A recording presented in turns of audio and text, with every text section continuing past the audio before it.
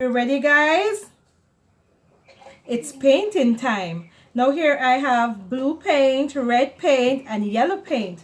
So all you would need is a blank sheet.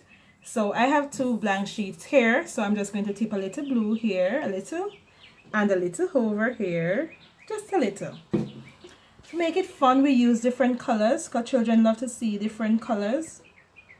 Come on, woo, come on, out red. Oh, wow. So here we have yellow. All right. Over here we have some yellow. You can like prick it all over the place just to make things a bit pretty when you're finished. Don't have them bored at the house. So guys, put your hands out and fold it in half. Come on. Put your hands out and fold it in half. So when they fold it in half like that, yes, press it. So you're going to rub it out. So something like this. Spread it out, spread the paint out. So use the side of your finger. Yes, like this, and push the paint all over the paper like that. So you're spreading the paint all over. Go ahead and spread it, push it. You do yours. Use your hand to spread it. And this is fun. If you get a little messy, you can wipe it up.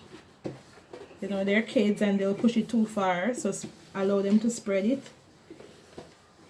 Push the paint around, yes, all over the paper.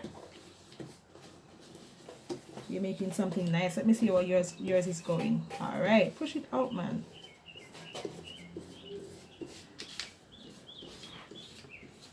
All right, keep pushing it. Gently push it, gently. Be gentle with it because we don't want the paper to tear. And this helps develop fine motor skills in children as well as creativity. So allow, and once you finish spreading the paint, you open the paper. Look at that! Wow! That's beautiful. Let me see yours. Oh my God, this is beautiful. And this creativity is just so nice. Come close to let them see it. Children will be so astonished when they see their painting. Don't just have them at home. Try something new with them and let them enjoy themselves. Bye, everyone. Bye.